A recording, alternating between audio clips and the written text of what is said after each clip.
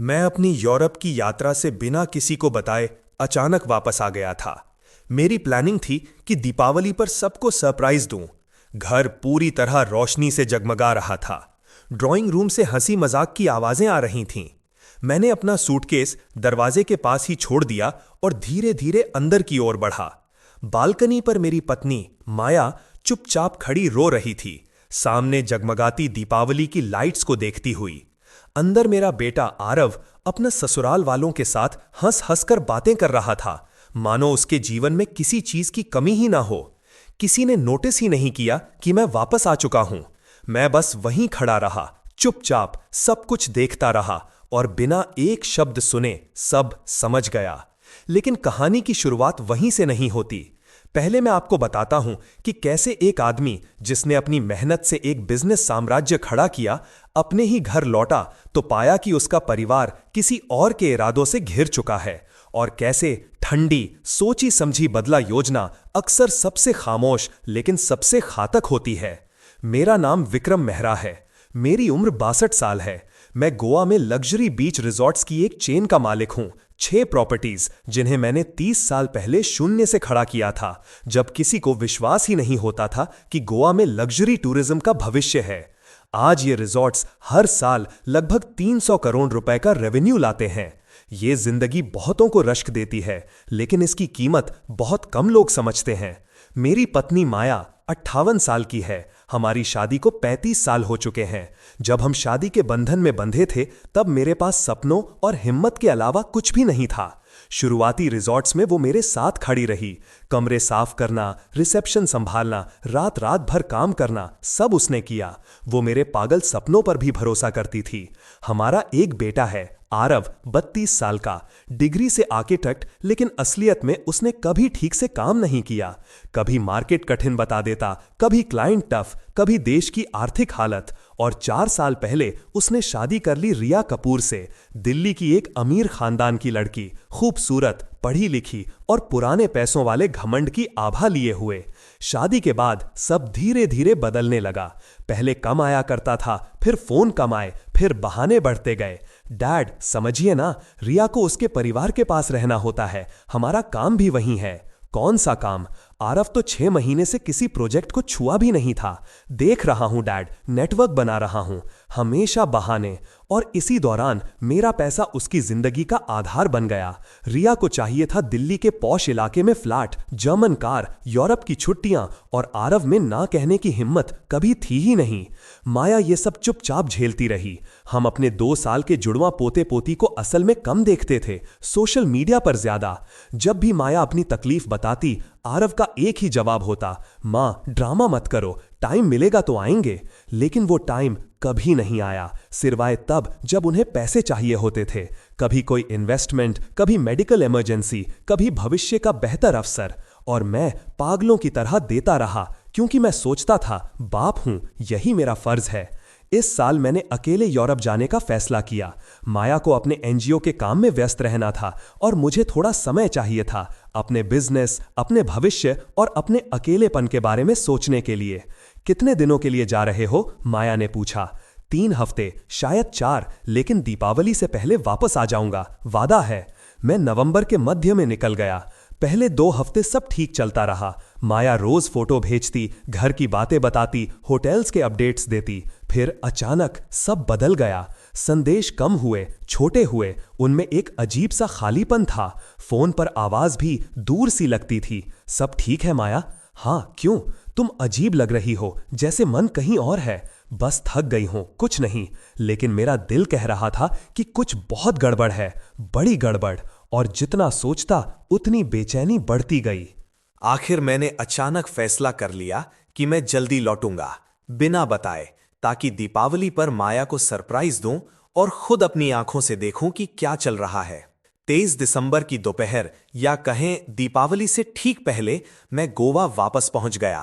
3 दिन पहले। किसी को भनक तक नहीं लगने दी। एयरपोर्ट से टैक्सी लेकर सीधे अपने घर पहुंचा। समुद्र किनारे बना वो बड़ा सा बंगला जो मैंने माया के लिए बनाया था। शाम के लगभग 8 बजे थे। घर में चमकदार लाइट्स, खिड़कियों से दिखता सजाया हुआ पेड़, अब क्रिसमस की जगह भारतीय स्टाइल दीपावली डेकोरेशन, और अंदर से आती संगीत व हंसी ठिठोली की आवाजें। सब कुछ किसी बड़े जश्न जैसा लग रहा था। मैंने ड्राइवर को पैसे दिए, सूटकेस उठाया और दरवाजे की ओर चला, दिल में एक ही सोच, माया का वो खुश चेहरा देखने का जिसके लिए मैं जल्दी लौट आया था। लेकिन तभी मैंने आवाजें सुनी, ज्यादा लोगों की आवाजें, और एक हंसी जो मैं हजारों में पहचान सकता था। आरव, वो तो दिल्ली में होना चाहिए था, रिया के माता पिता के साथ। मैंने दरवाजा चुपचाप खोला, सूटकेस वहीं छोड़ दिया और आवाजों के पीछे पीछे ड्राइंग रूम की ओर बढ़ा। और जो मैंने देखा उसने मुझे अंदर से ठंडा कर दिया। ड्राइंग रूम लोगों से भरा हुआ था। आरव, रिया, रिया के माता पिता, सब मेरे घर में, मेरे हॉल में, मेरी चीजों के बीच हंसते हुए, टोस्ट करते हुए, मानो ये घर उनका ही हो। और फिर मैंने उसे देखा, माया, सूने चेहरे के साथ बालकनी में अकेली बैठी, हाथ में वाइन का ग्लास और आंखों से बहते आंसू, दीपावली की लाइट्स को देखते हुए। किसी ने उसकी तरफ देखा तक नहीं था, किसी को उसकी परवाह नहीं थी। सब अपनी मस्ती में थे, उस घर में जिसे हम दोनों ने अपनी हड्डियां गलाकर खड़ा किया था। मैं अंधेरे में खड़ा सुनता रहा और उनकी बातें सब कुछ खोल रही थीं। आखिर हमें ये घर अपने लिए मिल ही गया, वरना विक्रम तो हमेशा ऑर्डर ही देता रहता है। रिया, धीरे बोलो, मम्मी सुन लेंगी। तो क्या हुआ आरव, तुम्हारे पापा तो यूरोप में होंगे, किसी और औरत के साथ होंगे शायद, उन्हें क्या फर्क पड़ता है। और माया, वो जो बाहर रो रही है, उसे रहने दो, नई सच्चाई की आदत पड़ जाएगी। कौन सी सच्चाई? यही कि ये घर अब हमारे लिए परफेक्ट है, और जब तुम्हारा बाप हर वक्त घूमता रहता है तो क्यों ना माया को समझाया जाए कि वो कहीं छोटे घर में चली जाए और हम यहां रहें। धीरे धीरे बातें और जहरीली होती चली गईं। रिया के पिता 65 साल के एक घमंडी, हुक्म चलाने वाले व्यक्ति बोले, आरव, ये प्रॉपर्टी आराम से 250 करोड़ की होगी और तुम दिल्ली में किराए के फ्लैट में रह रहे हो। हास्यास्पद। अपने पिता को समझाओ कि एस्टेट प्लानिंग, टैक्स सेविंग आदि के नाम पर यह बंगला तुम्हारे नाम कर दें। अगर वो ना कहें तो माया को भावनात्मक तरीके से मनाओ, उस पर असर जल्दी होगा। रिया की मां भी बोली, बेचारी माया इतनी अकेली लगती है, शायद उसे याद दिलाने की जरूरत है कि परिवार यहीं है। पोते पोती के पास रहना चाहती होंगी। ये बड़ा सा घर उनके लिए बोझ है। वो सब माया को मोहरा बनाने की प्लानिंग कर रहे थे, मेरे घर में, मेरी गैर मौजूदगी में, मेरी पत्नी पर दबाव डालकर मेरी जायदाद हड़पने के लिए। मेरे अंदर जो गुस्सा उठा वो चीखता हुआ नहीं था, वो बर्फ जैसा ठंडा था, सटीक, घातक। मैं बालकनी की ओर बढ़ा, धीमे, बिना आवाज किए। दरवाजा खोला। माया ने मुझे देखा, उसकी आंखें डर, हैरानी और टूटन से चौड़ी हो गईं। विक्रम, उसने फुसफुसाया। श्श, मैंने उंगली होठों पर रखी। कुछ मत बोलो, बस मेरे साथ चलो। मैंने हाथ बढ़ाया। उसने बिना एक सवाल किए उसे पकड़ लिया। हम बालकनी से बाहर निकले, ड्राइंग रूम से बचते हुए, साइड के बगीचे से होते हुए उस गली में पहुंचे जहां मेरी कार खड़ी थी, जहां किसी की नजर ना पड़े। कार में बैठते ही वो टूट गई। ये सब क्या हो रहा है? मैंने सब सुना माया, हर शब्द। और ये मैं या तुम नहीं, अब हम मिलकर जवाब देंगे। माया फूट पड़ी। वे हफ्तों से मुझ पर दबाव डाल रहे थे, कह रहे थे कि ये घर मेरे लिए बड़ा है, कि मैं अकेली हूं, कि आरव को स्पेस चाहिए। और आज उन्होंने कहा कि पेपर्स तैयार हैं, बस साइन कर दो। जब मैंने मना किया तो रिया ने मुझे खुदगर्ज कहा। उसकी आवाज कांप रही थी। और फिर उन्होंने ये पार्टी रखी, जैसे पहले ही जीत गए हों, जैसे मैं कोई मायने ही नहीं रखती।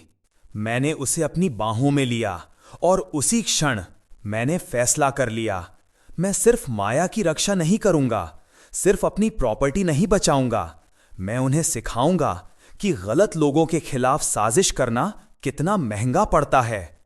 वो सबक जो वे जिंदगी भर नहीं भूल पाएंगे। मैंने माया का हाथ पकड़ा और कहा, मुझ पर भरोसा करो, अगले कुछ घंटों में मैं सब ठीक कर दूंगा। तुम बस होटल में ही रहो, आराम करो, बाकी मैं संभाल लूंगा। वो घबराई हुई थी।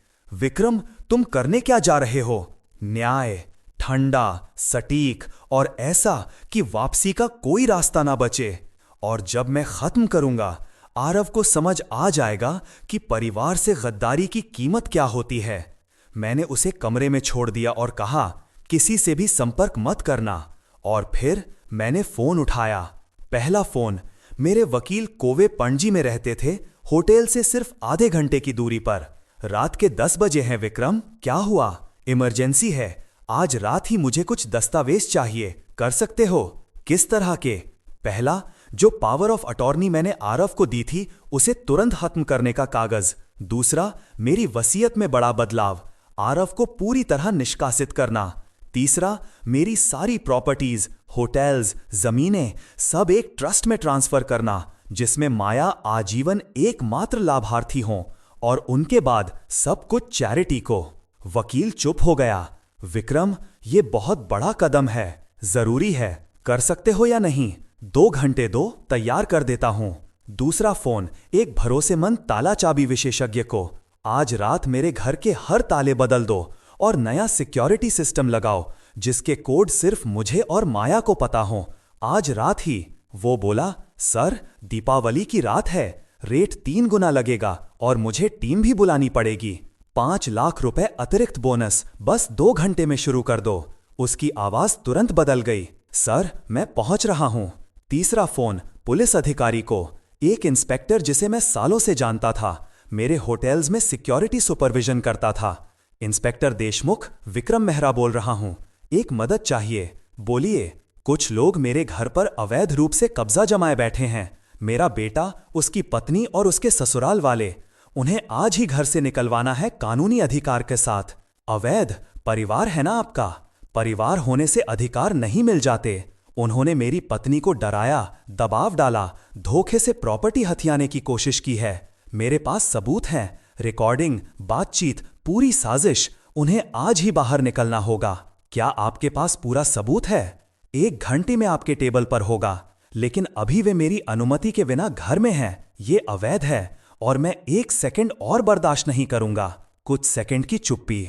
ठीक है, सबूत दो, मैं यूनिट भेज दूंगा। लेकिन विक्रम, ये आपका बेटा है, पक्का चाहते हो? पूरी तरह। उसने रास्ता खुद चुना है, अब परिणाम भी भुगतेगा। दस्तावेज आने तक मैं अपने घर लौटा, लेकिन अंदर नहीं। मैं अंधेरे बगीचे में खड़ा रहा जहां से मैं साफ देख सकता था, बिना कि वे मुझे देखें। लाइटों से चमकते ड्राइंग रूम में वे लोग जश्न मना रहे थे, मेरी वाइन पी रहे थे, मेरी कुर्सियों पर बैठे थे, मेरे घर को अपनी जीत की तरह मना रहे थे। मैंने सब वीडियो में रिकॉर्ड किया। फिर 30 मिनट बाद वही बातें सुनी जिनका मुझे इंतजार था। रिया अपनी मां से जोर से बोल रही थी, लगभग काम हो गया है, माया टूट चुकी है, बस कल थोड़ा और दबाव डालेंगे और वो साइन कर देगी। हम उसे बोल देंगे कि विक्रम ने पहले ही मंजूरी दे दी है। एक बार साइन हो गया, घर लीगल तौर पर हमारा हो जाएगा। उसकी मां बोली, और अगर विक्रम वापस आ गया तो? बहुत देर हो चुकी होगी, कागज दाखिल हो जाएंगे, टाइटल आरव के नाम होगा। विक्रम चिल्लाता रहे, घर हमारा रहेगा। उनकी लालच भरी आवाजें हवा में तैर रही थीं।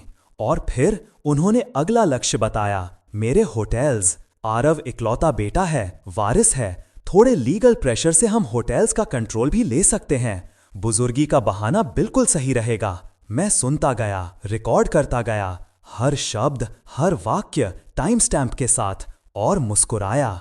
एक ऐसी मुस्कुराहट जिसमें कोई गर्माहट नहीं थी, क्योंकि उनकी किस्मत उन्होंने खुद ही लिख दी थी। रात 12 बजे वकील पहुंचे। मेरे पास एक मोटी फाइल थी, दस्तावेज जो सब कुछ बदल देते। सब तैयार है, उन्होंने कहा। पहला, पावर ऑफ अटॉर्नी तुरंत रद्द, आरव अब मेरी तरफ से कोई भी काम नहीं कर सकता। दूसरा, नई वसीयत, माया आजीवन ट्रस्ट की एकमात्र लाभार्थी। उनके बाद 3 चुनी हुई चैरिटीज। तीसरा, आरव पूरी तरह निष्कासित, कानूनी रूप से, स्थायी रूप से। कारण, धोखाधड़ी, दबाव, षड्यंत्र, विश्वासघात। चौथा, पूरा बंगला एक अपरिवर्तनीय ट्रस्ट में, माया ट्रस्टी। आरव अब कभी भी इस पर दावा नहीं कर सकता। परफेक्ट, मैंने कहा। 10 कॉपियां चाहिए और ये कागज आज रात ही दाखिल होने चाहिए। काउंटी ऑफिस वाले सो रहे हों तो उन्हें उठाओ, मुझे परवाह नहीं। दरवाजे खटखटाओ, पैसे दो, लेकिन काम आज ही पूरा होगा, समझे? समझ गया, मुझे 3 घंटे दो। रात 1 बजे ताला बदलने वाली टीम पहुंची। मेरे घर के हर ताले बदले गए, मुख्य दरवाजा, पीछे का गैराज, सब। नई सिक्योरिटी, कैमरे, सेंसर और अलार्म सीधा पुलिस स्टेशन से जुड़ा हुआ। सुबह 4 बजे, काम पूरा सर। 4 चाबियां, आप, माया और 2 सेफ में। गलत कोड डालते ही अलार्म पुलिस को सीधा नोटिफाई करेगा। ठीक है, पेमेंट सुबह तक अकाउंट में होगा। सुबह 5 बजे, वकील का संदेश। सब दस्तावेज दाखिल हो गए। अब माया ही एकमात्र ट्रस्टी और मालिक हैं। आरव पूरी तरह निष्कासित, कानूनी रूप से अपरिवर्तनीय। मैंने कहा, 3 प्रमाणित कॉपियां 1 घंटे में भेजो। सुबह 6 बजे, पुलिस के साथ अंतिम टकराव। सूरज निकल रहा था। मैं घर के बाहर खड़ा था। मेरे साथ इंस्पेक्टर देशमुख, 2 पुलिस गाड़ियां, 4 अधिकारी और ढेरों कानूनी दस्तावेज। पक्का करना चाहते हो? इंस्पेक्टर ने पूछा। पूरी तरह। ये लोग धोखे से मेरे घर में घुसे, मेरी पत्नी को दबाव में रखा, साजिश रची। मैं इन्हें अभी निकालना चाहता हूं। मैंने जोर से दरवाजा खटखटाया। अंदर खलबली मच गई। कुछ देर बाद आरव दरवाजा खोले खड़ा था, अस्त व्यस्त, थका हुआ। डैड, ये क्या? इंस्पेक्टर बोला। आरव मेहरा, आप पर इस प्रॉपर्टी पर अवैध कब्जे और धोखाधड़ी के प्रयास का आरोप है। आप सभी को तुरंत घर खाली करना होगा। आरव चिल्लाया, ये मेरे माता पिता का घर है। मैं बिना मालिक की अनुमति के तुम एक घुसपैठिए हो, मेहमान नहीं। और तुमने माया पर दबाव डाला, धोखे से कागज साइन करवाने की कोशिश की। मेरे पास सबूत हैं, वीडियो, ऑडियो, गवाही, सब। रिया क्रोध से भर कर आई। आप हमें ऐसे नहीं निकाल सकते। आरव को अधिकार है। मैंने शांत स्वर में कहा, आरव को अब किसी भी चीज पर कोई अधिकार नहीं है। ये घर माया के ट्रस्ट में है, अपरिवर्तनीय। अब तुम लोग सिर्फ घुसपैठिए हो। स्वेच्छा से निकल जाओ या हथकड़ी में। रिया चीखी, ये दुर्व्यवहार है, हम केस करेंगे। मैंने उसे आधिकारिक दस्तावेज पकड़ा दिए। ये देखो, रात 4 बजे दाखिल हुए कागज, ट्रस्ट, नई वसीयत और आरव की पूर्ण निष्कासन की कॉपी, कानूनी, अंतिम, स्थायी। और ये तुम्हारी कल रात की रिकॉर्डिंग, धोखे की साजिश, प्रॉपर्टी कब्जे की योजना, सबूत साफ। अब अगर जरा भी विरोध किया तो सीधे अदालत और जेल।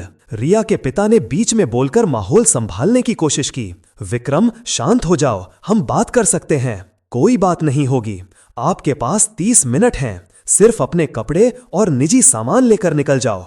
और अगर कभी भी माया को परेशान किया, कानूनी कार्रवाई इतनी भारी होगी कि जिंदगी भर पछताओगे। रिया ने आरव से चीखते हुए कहा, कुछ करो, वो तुम्हारे पिता हैं, उन्हें रोक लो। मैंने ठंडे स्वर में कहा, वह मुझे नहीं रोक सकता, क्योंकि अब मैं उसका पिता सिर्फ खून के रिश्ते से नहीं हूं। उसने गद्दारी चुनी, अब उसे सजा मिलेगी। 30 मिनट शुरू। वे अंदर चले गए, स्तब्ध, टूटे हुए, अविश्वास में। 25 मिनट बाद वे बाहर आए, सूटकेस, घबराए बच्चे, गुस्से और शर्म से भरे चेहरे।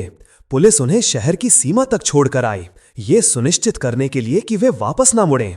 जब आखिरी कार गायब हो गई, इंस्पेक्टर ने कहा, विक्रम, आपने भारी फैसला लिया है। ये रिश्ता अब कभी वैसा नहीं होगा। मैंने शांत स्वर में कहा, रिश्ता?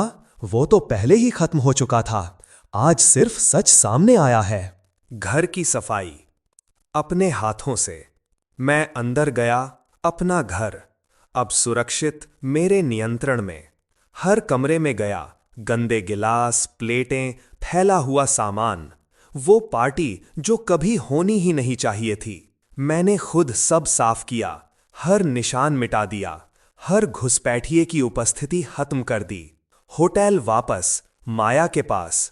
वह दरवाजे पर खड़ी थी, आंखों में चिंता। क्या हुआ?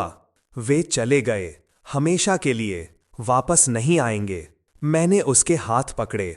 और माया, ये घर अब पूरी तरह तुम्हारा है। ट्रस्ट में, सुरक्षित, स्थायी। कोई नहीं छीन सकता, ना आरव, ना रिया, ना उनके लालची रिश्तेदार। उसकी आंखें भर आईं। विक्रम, ये सब? वसीयत भी बदल दी है। सब कुछ, होटल्स, प्रॉपर्टी, सब तुम्हें।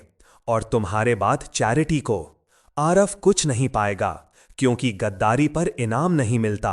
वह रोई, लेकिन इस बार दर्द से नहीं, राहत से, मुक्ति से। अब क्या करेंगे? अब जिंदगी जिएंगे, बिना डर के, बिना साजिश के, बिना उस बेटे के बोझ के जिसने हमें सिर्फ इस्तेमाल किया। अगर किसी दिन आरव सच में पछताए तो शायद कुछ सोचें, लेकिन तब तक कुछ नहीं, न पैसा न संपर्क, कुछ नहीं। अगले कुछ दिनों में आरव, रिया, उनके माता पिता सबके संदेश आए। कुछ धमकियों से भरे, कुछ रोते हुए माफी मांगते, कुछ चालाकी के साथ समझौते मांगते कि कुछ तो दे दो। मैंने सब अनदेखा कर दिया, क्योंकि अब देने को कुछ था ही नहीं, सिर्फ परिणाम थे जिन्हें उन्हें झेलना ही था। क्रिसमस अब दीपावली के एक हफ्ते बाद आरव मेरे एक होटल की रिसेप्शन पर अचानक आ खड़ा हुआ, मुझसे मिलने की दरखास्त लेकर। मेरी असिस्टेंट ने मुझसे पूछा, सर क्या सिक्योरिटी को कह दूं कि वापस भेज दें? मैंने सोचा, फिर कहा, नहीं, उसे ऊपर भेजो, मैं सुनना चाहता हूं वो क्या कहने आया है। कुछ मिनटों बाद आरव मेरे ऑफिस में दाखिल हुआ। वह टूटा हुआ लगता था, कमजोर, दुबला, आंखों के नीचे गहरे काले घेरे, जैसे कई रातों से नींद न आई हो। वह बिना इजाजत के बैठ गया। डैड, मैं तुम्हारा डैड नहीं हूं, मैं विक्रम हूं, या अगर दूरी चाहिए तो श्री मेहरा, क्योंकि डैड एक रिश्ते का नाम है और वो रिश्ता उस दिन खत्म हो गया जब तुमने अपनी ही मां के खिलाफ साजिश रची। वह थरथराया। मुझे पता है मैंने गलती की। मैं हंसा, एक कड़वी हंसी। गलती होती है रास्ता गलत ले लेना या किसी को एक बार गलत समझ लेना। तुमने क्या किया था? घर हड़पने की योजना, माया पर दबाव, झूठे दस्तावेज साइन करवाने की कोशिश और अपने ससुराल वालों को बुलाकर मिलकर पूरे षड्यंत्र की प्लानिंग। ये गलती नहीं थी आरव, ये अपराध था, एक क्रिमिनल कंस्पिरेसी। मैंने आगे झुककर कहा, और तुम्हें सिर्फ इसलिए जेल नहीं भेजा क्योंकि माया ने मुझे रोका, ना कि इसलिए कि तुम इसके लायक नहीं थे। वह धीमी आवाज में बोला, मैं माफी चाहता हूं, सच में। क्या तुम सच में माफी चाहते हो या इसलिए कि पकड़े गए? मैंने टेबल पर रखा फोन उठाया। मेरे पास सब रिकॉर्डिंग है, तुम्हारी, रिया की, उसके माता पिता की। हर वाक्य में सिर्फ लालच था, कहीं पछतावा नहीं। वह बुदबुदाया, वो रिया थी, उसने दबाव डाला। मैंने हाथ उठाकर रोक दिया। अपनी पत्नी पर दोष मत डालो। तुम 32 साल के हो, पढ़े लिखे, समझदार बनने का दावा रखते हो। हर कदम पर तुम्हारे पास विकल्प था और तुमने हर कदम पर गद्दारी चुनी। ये तुम्हारे फैसले थे, रिया के नहीं, तुम्हारे। वह रुंधे गले से बोला, तो क्या आप मुझे हमेशा के लिए छोड़ दोगे? अपने पोते पोती से दूरी बना लोगे? पूरे परिवार को खत्म कर दोगे? एक ही गलत, ये एक गलत नहीं था आरव, ये महीनों की साजिश थी, हफ्तों की प्लानिंग थी, और तुम यही चाहते हो कि एक सॉरी सब मिटा दे। मैंने उसकी आंखों में देखते हुए कहा, और अगर तुम्हारे बच्चे बड़े होकर देखें कि उनका पिता लालच से सब कुछ ले लेता है बिना किसी सजा के, तो वे किस तरह के इंसान बनेंगे? बेहतर है कि वे मुझे कम देखें, बजाय इसके कि मुझे या तुम्हें बिना चरित्र वाले लोगों की तरह देखें। वह मिन्नत करने लगा, प्लीज बस एक मौका, मैं बदल सकता हूं। तो बदलो, मैंने ठंडे स्वर में कहा, लेकिन मेरी मदद के बिना, मेरे पैसों के बिना, विरासत की उम्मीद के बिना। अपने दम पर जिंदगी बनाओ, कमाओ, परिवार चलाओ, खुद कुछ बनो। और अगर 5 साल बाद, हां पूरे 5 साल बाद, तुम साबित करो कि तुम सच में बदले हो, कि तुम्हारे अंदर ईमानदारी है, कि परिवार तुम्हारे लिए लालच से ज्यादा मायने रखता है, तो शायद हम सीमित रूप से रिश्ता फिर सोचेंगे। लेकिन तब तक कुछ नहीं। वो हक्का बक्का हो गया। 5 साल बहुत लंबा समय है। परिणाम हमेशा लंबे होते हैं आरव। तुमने महीनों षड्यंत्र रचा, अब सालों सुधारोगे। 5 साल या कभी नहीं, चुन लो। फिर उसने पूछा, और मां, क्या मैं उनसे बात कर सकता हूं? माया खुद फैसला करेंगी, लेकिन सुन लो, अगर तुमने उन्हें दबाव देने की कोशिश की, भावनाओं से खेला या किसी भी तरह उन पर बोझ डाला, तो ये बात यहीं खत्म, हमेशा के लिए, समझे? समझ गया। अब जाओ और वो जिंदगी बनाना शुरू करो जो तुम्हें 10 साल पहले बनानी चाहिए थी, मेरे पैसे के सहारे नहीं, अपने दम पर। वो चला गया और मैं अपने ऑफिस में अकेला बैठा रहा, जीत की संतुष्टि और एक गहरी उदासी एक साथ महसूस करते हुए।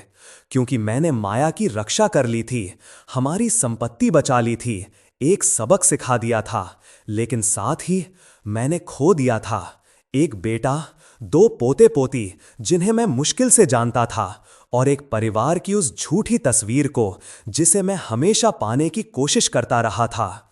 और ये नुकसान चाहे जरूरी था, चाहे न्याय संगत, फिर भी दर्द देता था।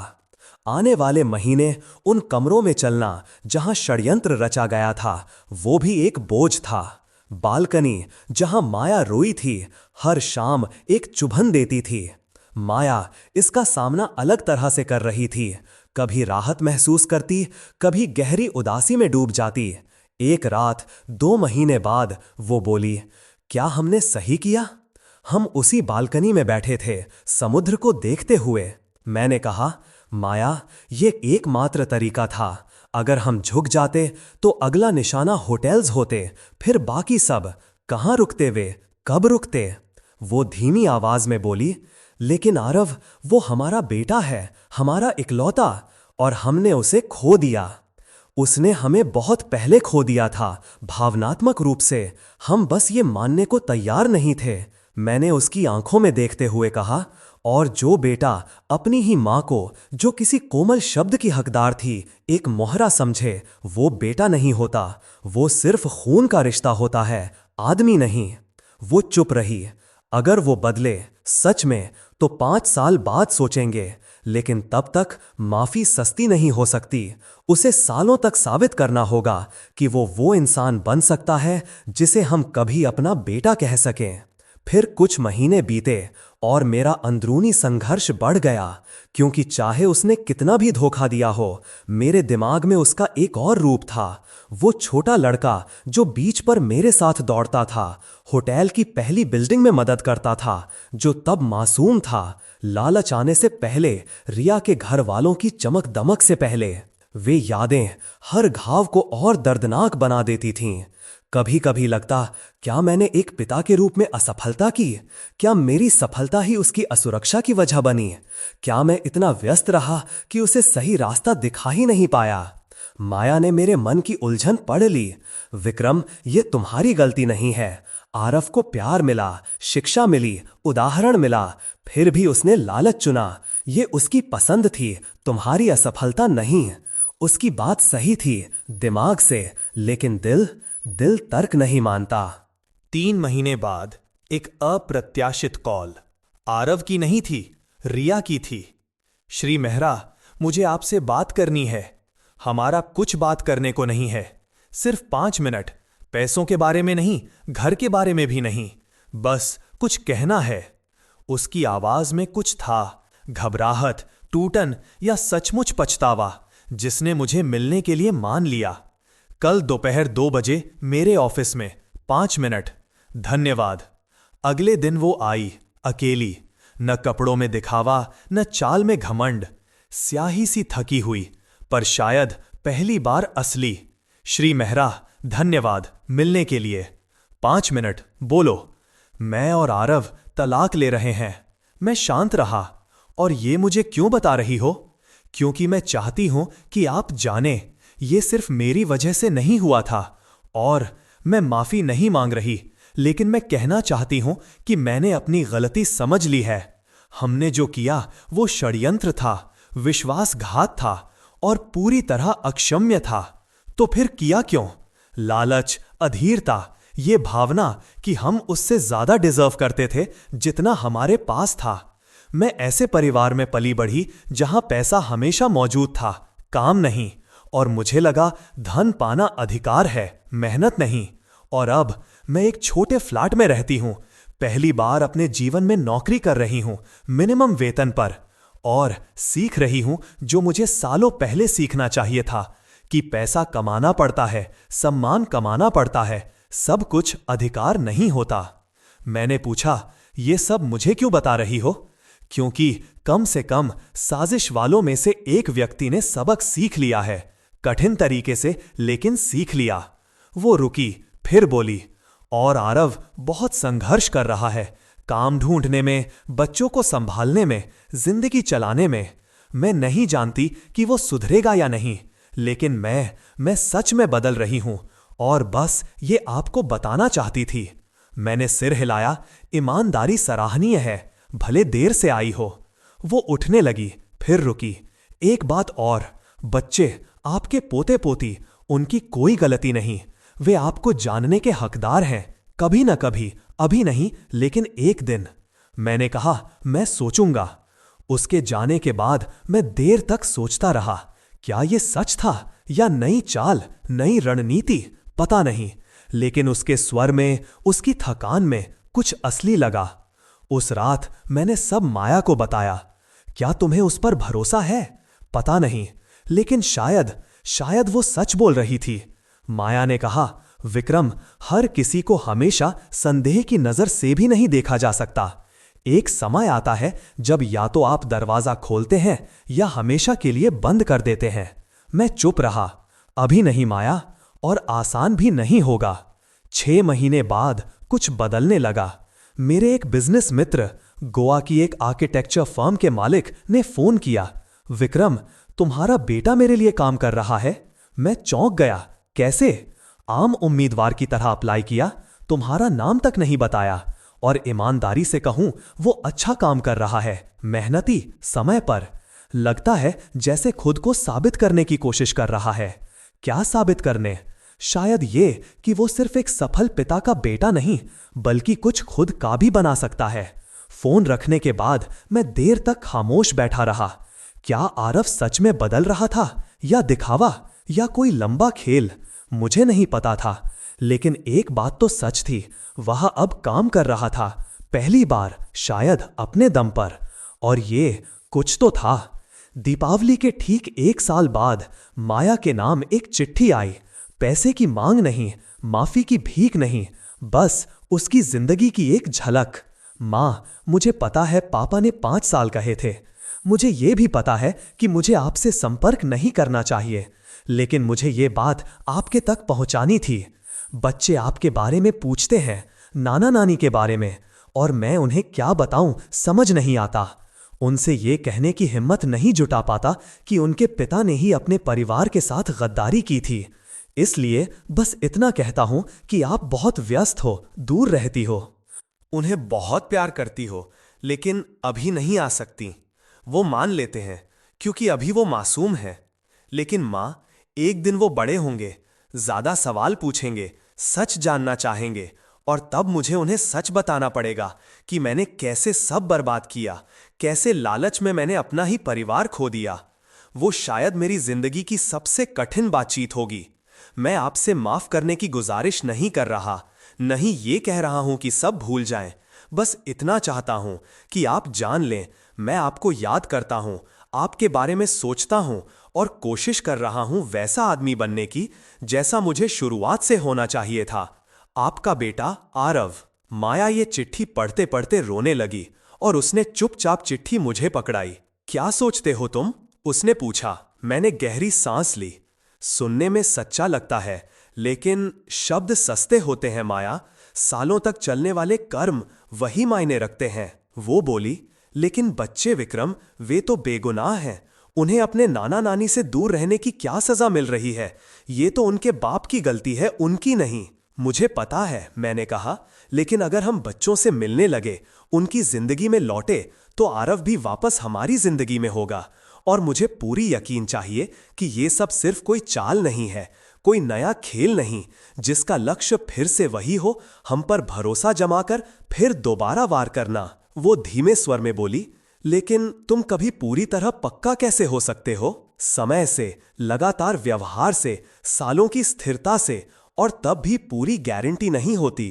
तब तक बच्चे बड़े हो जाएंगे बिना हमें जाने, उसने कहा। ये उस सुरक्षा की कीमत है माया। मुझे पता है ये दर्द देता है, लेकिन मैं एक बार और उसी धोखे से गुजरने से अच्छा ये दर्द सह लूंगा। वो समझती थी, भले उसे पसंद ना हो, और उसने जवाब नहीं लिखा, क्योंकि उसके अंदर की मां आरव को गले लगाना चाहती थी, लेकिन उसके अंदर की पत्नी, जिसे मैंने बचाया था, जानती थी कि सावधानी जरूरी है। 18 महीने बाद फिर से खबर आई। मेरे वही दोस्त, आर्किटेक्चर फर्म के मालिक ने दोबारा फोन किया। विक्रम, तुम्हें आरव के बारे में कुछ बताना है। कुछ गलत किया? मैंने सहज ही पूछा। नहीं, बिल्कुल उल्टा। उसने अभी एक बड़ा प्रोजेक्ट क्लोज किया है, एक बड़े क्लाइंट के लिए, बेहतरीन डिजाइन के साथ। क्लाइंट इतना खुश हुआ कि उसने सीधे आरव को एक अतिरिक्त प्रोजेक्ट ऑफर किया, सिर्फ उसी को। अच्छा है, मैंने कहा। नहीं, बहुत अच्छा है, लेकिन असली बात सुनो। आरव ने वो व्यक्तिगत प्रोजेक्ट ठुकरा दिया। मैं चौंक गया। क्यों? उसने कहा वो चाहता है कि प्रोजेक्ट फर्म के नाम से हो। वो अभी स्वतंत्र काम लेने के लिए तैयार नहीं है। उसे और अनुभव और मार्गदर्शन चाहिए। विक्रम, एक ऐसे प्रोफेशन में जहां हर कोई क्रेडिट छीनने दौड़ता है, ये स्तर का विनम्र होना बहुत दुर्लभ है। मैं चुप हो गया। वो आसानी से प्रोजेक्ट ले सकता था, बड़ी फीस कमा सकता था, अपनी स्वतंत्र पहचान बनाना शुरू कर सकता था, लेकिन उसने ये सब छोड़कर सीखना चुना। जल्दी पैसा नहीं, ये छोटी बात नहीं है। फोन रखने के बाद मैं देर तक सोचता रहा, क्या आरव सचमुच बदल रहा था या बस एक और परत थी खेल की? सबूत तो ये बता रहे थे कि बदलाव सच्चा है, पर मेरा एक हिस्सा अब भी शक करता था। माया ने मेरे चेहरे पर घिरते बादल देख लिए। तुम फिर से उसके बारे में सोच रहे हो? 5 साल पूरे होने से पहले उसे एक मौका देने के बारे में? उसने कहा। सोच तो रहा हूं, मैंने मान लिया, लेकिन सिर्फ दूसरों की रिपोर्ट पर निर्णय नहीं ले सकता। मुझे खुद देखना होगा, खुद परखना होगा। तो क्या सोच रहे हो? एक परीक्षा, ऐसी जिसमें उसे पता भी ना हो कि उसकी परीक्षा ली जा रही है। एक ऐसा मौका जहां वो खुद दिखाए कि वो सच में बदला है या अंदर से अभी भी वही है। कैसी परीक्षा? अभी सोच रहा हूं, लेकिन कुछ ऐसा जो उसके असली चरित्र को उजागर कर दे, जैसे पहले उसकी लालच सामने आई थी। बस इस बार उम्मीद अलग है। 2 साल बाद एक नया प्रोजेक्ट, एक छुपा हुआ क्लॉज। 2 महीने बाद, दीपावली वाली रात से ठीक 2 साल बाद, मैंने एक मौका बनाया। एक दोस्त के जरिए एक और परिचित के नाम से आरव से संपर्क करवाया गया। प्रस्ताव था कोच्चि में एक छोटा लेकिन लग्जरी बुटीक होटल डिजाइन करने का। बजट अच्छा था, कमीशन ऐसा कि किसी भी युवा आर्किटेक्ट की जिंदगी बदल सकता था। लेकिन कॉन्ट्रैक्ट में एक बहुत छोटा सा, लगभग नजर न आने वाला क्लॉज था। अंतिम भुगतान अघोषित मालिक की संतुष्टि पर निर्भर होगा, जिसे अपने विवेक से शर्तें बदलने का अधिकार होगा। कोई भी अच्छा वकील ऐसे क्लॉज को देखकर चेतावनी देता, क्योंकि इसका मतलब था कि मालिक मनमानी कर सकता है, शर्तें बदल सकता है, किसी भी बहाने से पैसे रोक सकता है। ये क्लॉज शिकार करने वाला था, उसी तरह जैसे बेईमान लोग लगाते हैं किसी की मजबूरी का फायदा उठाने के लिए। मैं देखना चाहता था, क्या आरव सिर्फ काम के लिए भूखेपन में सब कुछ आंख बंद कर स्वीकार कर लेगा, या क्लॉज पर सवाल करेगा, जैसा एक प्रोफेशनल को करना चाहिए। 1 हफ्ते बाद जवाब आया, इंटरमीडियरी के जरिए। आरव ने कॉन्ट्रैक्ट पढ़ लिया है और उसके कुछ सवाल हैं। किस बारे में? मैंने पूछा। खास तौर पर संतुष्टि वाले क्लॉज पर। उसका कहना है कि यह बहुत अस्पष्ट है, उसे स्पष्ट ऑब्जेक्टिव क्राइटेरिया चाहिए। वो इस क्लॉज को बदले बिना कॉन्ट्रैक्ट साइन नहीं करेगा, चाहे प्रोजेक्ट हाथ से निकल जाए। मैं हल्के से मुस्कुराया। यही सही जवाब था। ना हड़बड़ाहट, ना लाचारगी, बल्कि समझदार बातचीत, अपने प्रोफेशनल अधिकारों की रक्षा। मैंने कहा, उसे बताओ कि क्लाइंट क्लॉज में बदलाव स्वीकार करता है, वो पॉइंट पूरी तरह हटा दिया जाएगा। प्रोजेक्ट अब फेयर टर्म्स पर आगे बढ़ेगा। इंटरमीडियरी ने पूछा, पक्का? मुझे लगा ये तो टेस्ट था। और उसने पास कर लिया। 3 महीने का काम और पहली बार गर्व। अगले 3 महीने मैं दूर से देखता रहा। रिपोर्ट्स के जरिए आरव ने बड़ी बारीकी से डिजाइन बनाया, सुंदर, संतुलित, रचनात्मकता और व्यावहारिकता का संगम। और जब फाइनल डिजाइन मेरे सामने आया तो मैं ये कहने में झिझका नहीं, ये सच में बेहतरीन था। इतना अच्छा कि मैंने तय किया मैं ये होटल सच में बनाऊंगा। अब ये सिर्फ टेस्ट नहीं, एक सही बिजनेस निर्णय था। लेकिन उससे पहले मुझे वो करना था जिससे मैं 2 साल से बच रहा था। मुझे आरव से आमने सामने बात करनी थी, न किसी तीसरे के जरिए, न रिपोर्ट्स के सहारे, बस बाप और बेटा, या जो कुछ उस रिश्ते में बचा था। पहली होटल की इमारत, पहली मुलाकात। मैंने मीटिंग सेट की अपने सबसे पुराने होटल में, वही जो 30 साल पहले मैंने और माया ने मिलकर शुरू किया था। वही जगह जहां सपने ज्यादा थे, पैसा कम और मूल्य सब कुछ से ऊपर थे। इंटरमीडियरी ने मैसेज भेजा, क्लाइंट आपसे मिलना चाहता है कल दोपहर 2 बजे डिजाइन के इम्प्लीमेंटेशन पर बात करने के लिए। आरव ने तुरंत हां कर दी। उसे नहीं पता था कि क्लाइंट मैं हूं, न ये कि पूरा प्रोजेक्ट उसके पिता की बनाई परीक्षा थी। ये जरूरी था क्योंकि अब तक उसका व्यवहार बिना कैमरा, बिना दर्शक, बिना किसी प्रभाव के था। मीटिंग वाले दिन मैं जल्दी उठा। ऐसा घबराहट भरा तनाव सालों से महसूस नहीं किया था, क्योंकि ये सिर्फ बिजनेस मीटिंग नहीं थी। ये फैसला था, क्या मेरे भीतर का बाप अभी भी किसी बेटे को पहचान सकता है या नहीं। माया ने मेरे चेहरे की चिंता पढ़ ली। पक्का हो? नहीं, मैंने ईमानदारी से कहा, लेकिन ये करना जरूरी है। मुझे खुद देखना होगा कि आरव सच में बदला है या सिर्फ बेहतर एक्टिंग कर रहा है। और अगर बदला हो तो धीरे धीरे, बहुत सावधानी से शायद रिश्ता फिर से बनाना सोचेंगे। और अगर नहीं तो फिर हमेशा के लिए दरवाजा बंद। ना उम्मीद, ना शक, बस स्वीकार करना कि जो बेटा था अब सिर्फ याद है।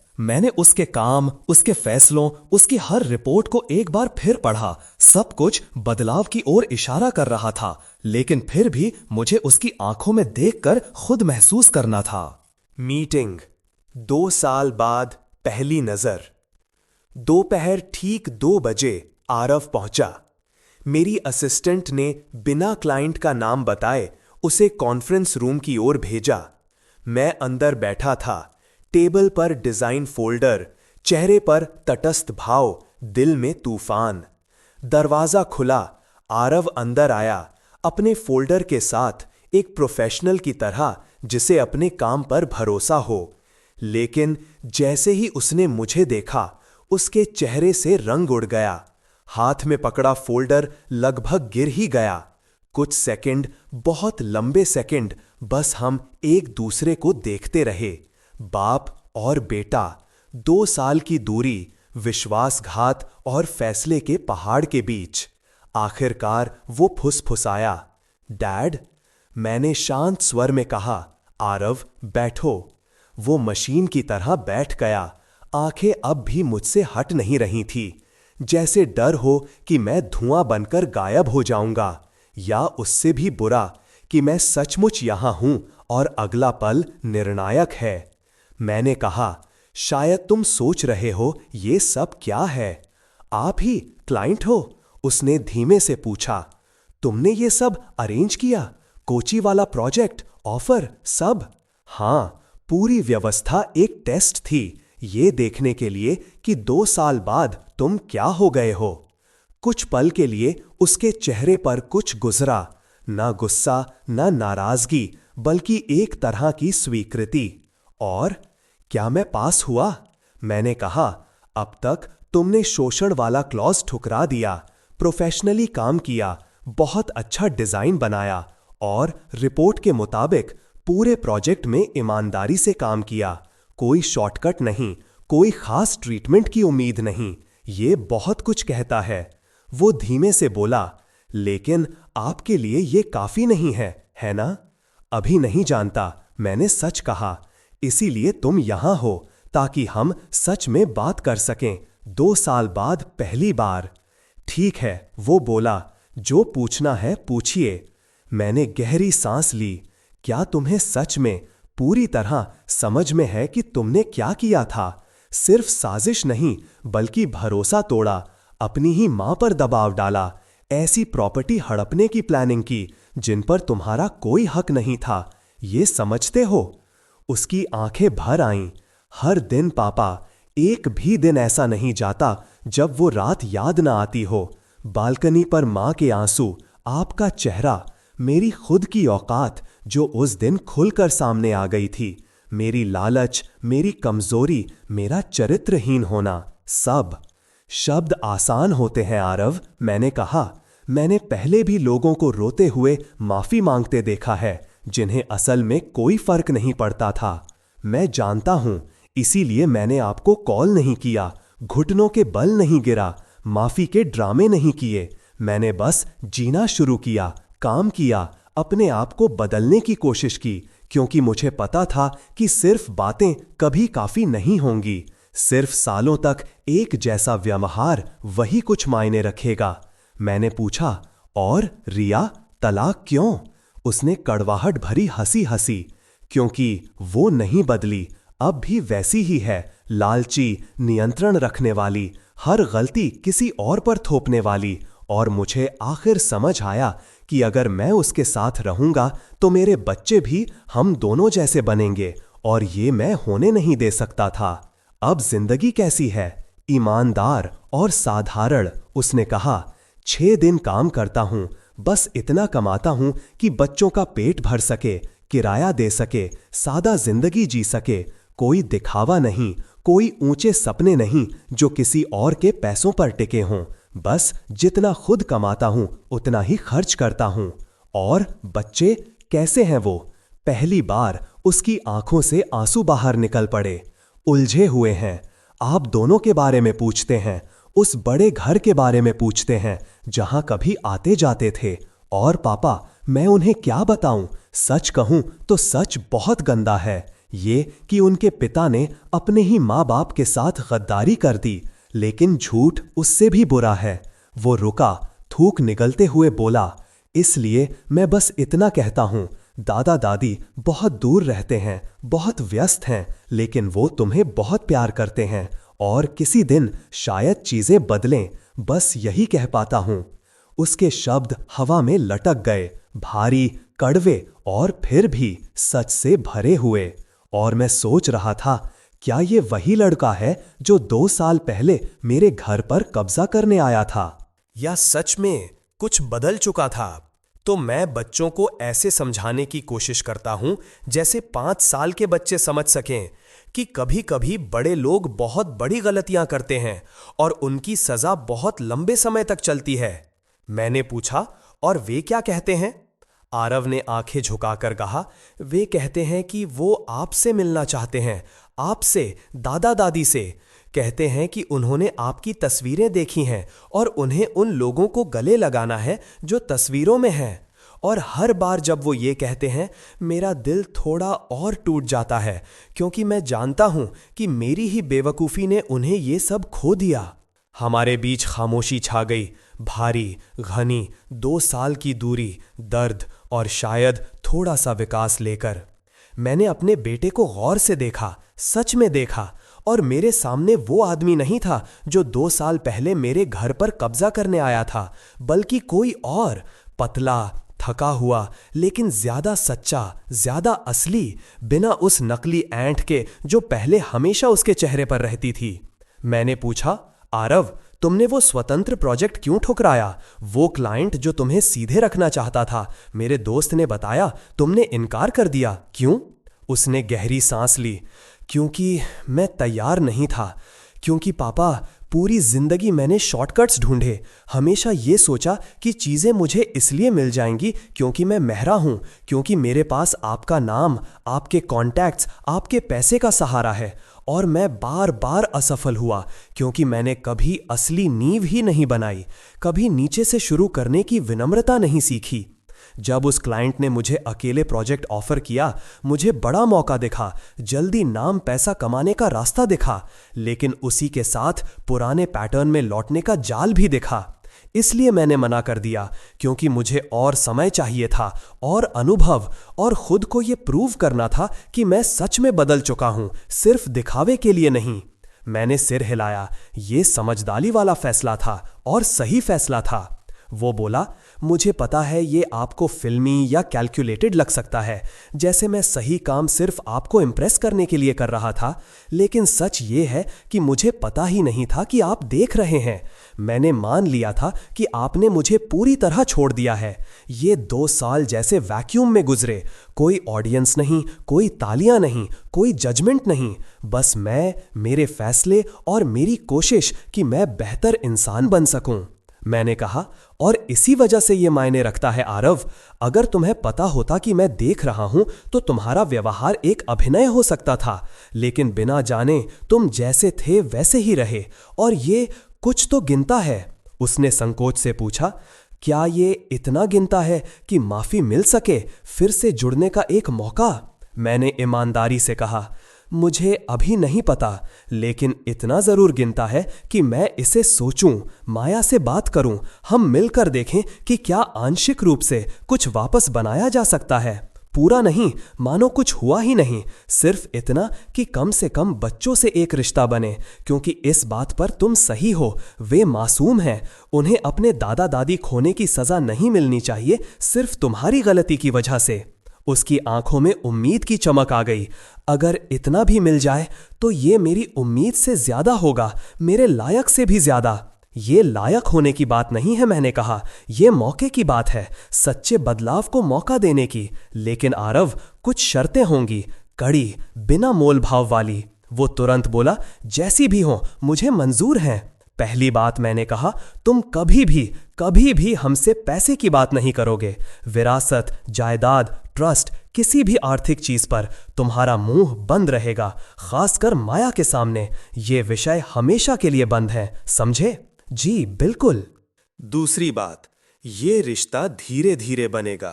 शुरुआत सिर्फ वीडियो कॉल से होगी, फिर छोटे छोटे, सीमित, हमारी निगरानी में मिलने वाले विजिट्स, और वो भी तभी जब महीनों, शायद सालों तक सब ठीक चले। जैसा आप कहें वैसा होगा, वो बोला। तीसरी बात, अगर जरा सा भी संकेत मिला, जरा सा भी, कि पुराना पैटर्न वापस आ रहा है, लालच, भावनात्मक दबाव, छोटी छोटी चालें, तो सब खत्म, तुरंत, बिना दूसरी गुजारिश के। ये बिल्कुल न्याय संगत है, उसने स्वीकार किया।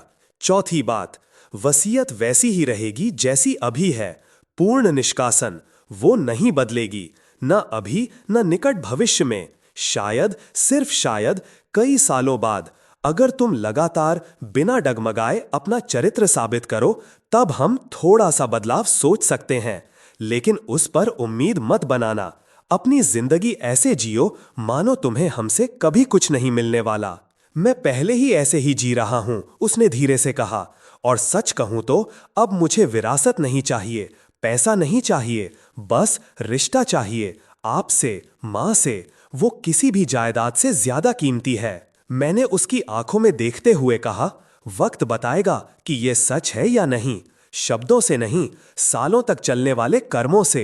जितना समय लगेगा मैं साबित करूंगा, वो बोला।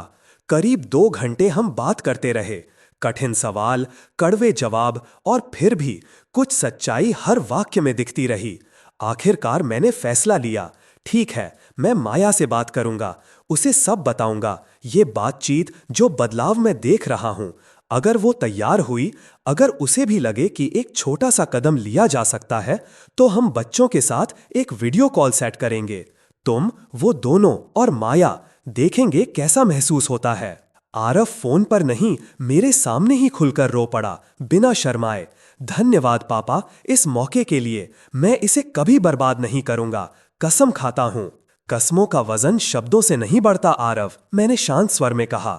सालों तक किए गए काम वो दिखाएंगे कि ये कसम कितनी सच्ची थी। शायद, बस शायद, हम कुछ असली फिर से बना सकें। पहली वीडियो कॉल 3 दिन बाद। उस रात मैंने सब माया को बताया। वो सुनती रही और उसकी आंखों में भी आंसू आ गए।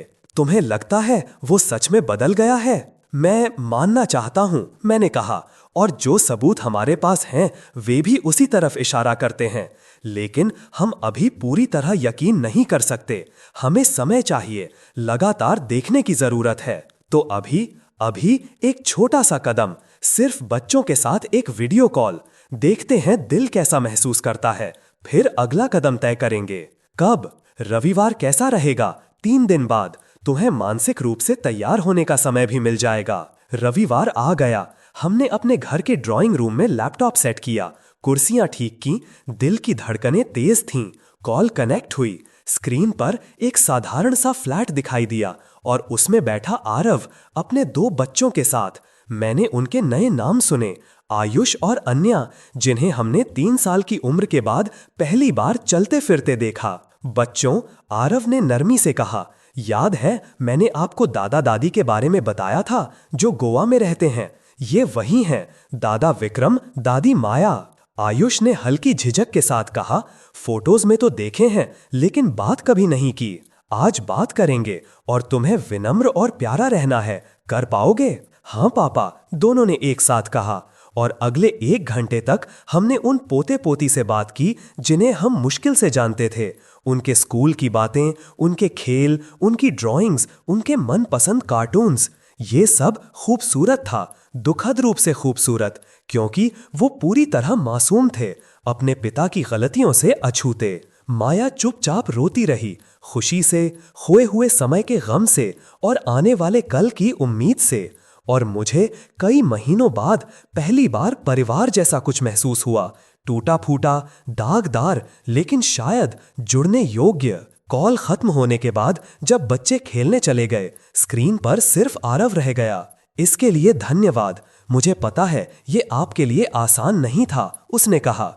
माया ने आंसू पोंछते हुए कहा, कठिन था, लेकिन आरव खूबसूरत भी। तुम्हारे बच्चे बहुत प्यारे हैं। उसने गर्व से कहा, और वो दादा दादी डिजर्व करते हैं, एक बड़ा परिवार डिजर्व करते हैं। और मैं अपने हर फैसले, हर कदम से ये सुनिश्चित करूंगा कि उन्हें वो परिवार मिले। धीरे धीरे भरते जख्म आने वाले महीनों में वीडियो कॉल हफ्ते में 1 बार हो गई। धीरे धीरे, बहुत धीरे धीरे हमारे भीतर के जख्मों पर एक हल्की परत जमने लगी। पूरी तरह ठीक नहीं, क्योंकि कुछ घाव जिंदगी भर हल्का सा दर्द देते हैं, लेकिन इतना जरूर कि बात हो सके, हंसी साझा हो सके, छोटे छोटे पल बांटे जा सकें, एक नया रिश्ता बन सके जो पुराने जैसा नहीं लेकिन सच्चा था। 6 महीने बाद उस पहली वीडियो कॉल के, यानी लगभग 3 साल बाद उस दीपावली वाली रात से, हमने आरव और बच्चों को एक वीकेंड के लिए गोवा बुलाया, साफ शर्तों के साथ। वे होटल में ठहरेंगे, घर में नहीं। दिन भर हमारे साथ रहेंगे, रात को होटल लौटेंगे, सीमाएं साफ रहेंगी। वे आए, मैंने देखा, आरव कार से उतरा, दोनों बच्चों का हाथ पकड़े हुए। चेहरे पर झिझक से भरी लेकिन सच्ची कृतज्ञता थी। वीकेंड सावधानी से गुजरा, कहीं कहीं अजीब सी चुप्पी, कहीं कहीं गलत फहमियों की झलक, लेकिन साथ ही कुछ बेहद खूबसूरत लम्हे भी। आयुष और अन्या समुद्र किनारे खेलते हुए, माया उन्हें रेत के किले बनाना सिखाती हुई।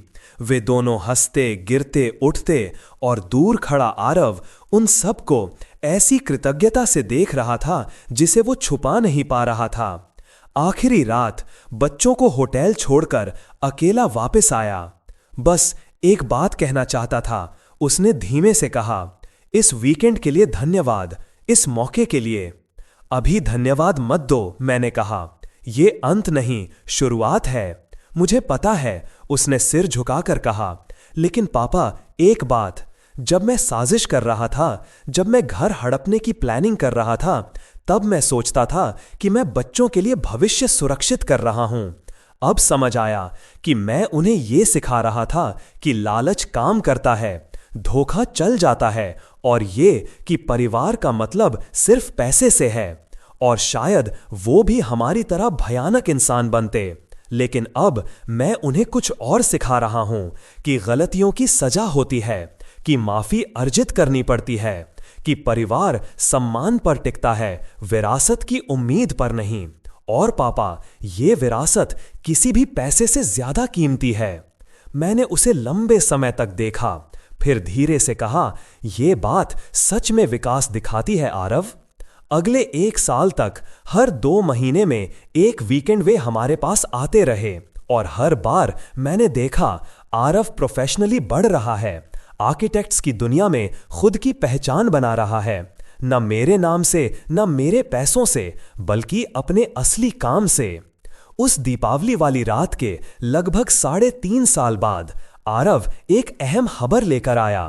पापा, मुझे जिस फर्म में मैं काम करता हूं, वहां पार्टनरशिप ऑफर हुई है। हम होटल के ऑफिस के केबिन में बैठे थे। मुझे शुरुआती इन्वेस्टमेंट चाहिए, करीब 2.5 करोड़ रुपए। फिर जल्दी से जोड़ा, और पापा, मैं आपसे पैसे नहीं मांग रहा, सिर्फ सलाह चाहता हूं।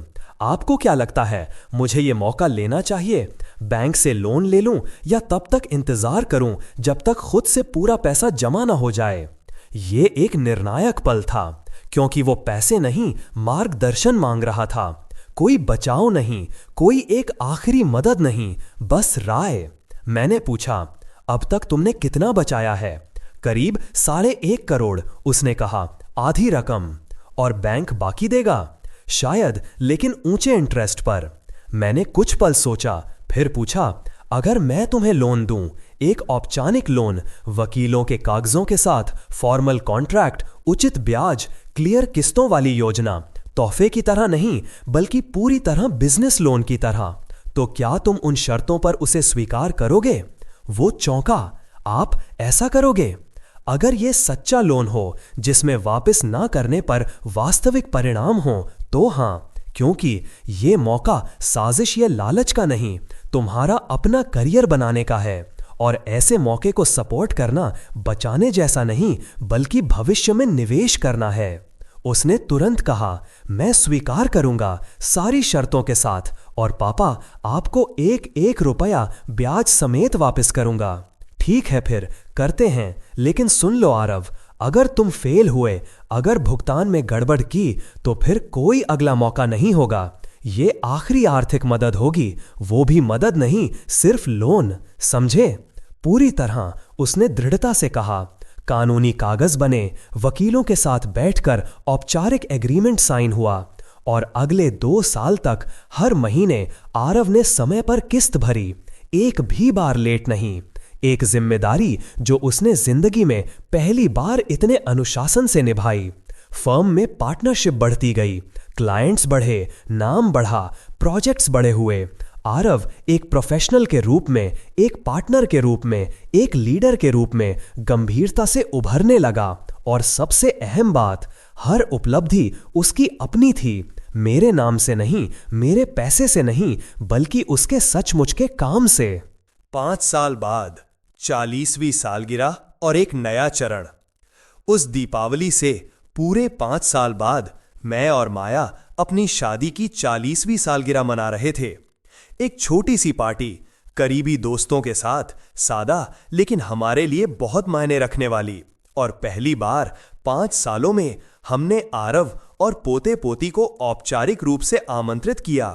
पूरी माफी के प्रतीक के रूप में नहीं, बल्कि सालों से चले आ रहे बदलाव को स्वीकार करने के रूप में। पार्टी के बीच अचानक बिना किसी तैयारी के आरव खड़ा हुआ और बोला, मैं अपने माता पिता के बारे में कुछ कहना चाहता हूं।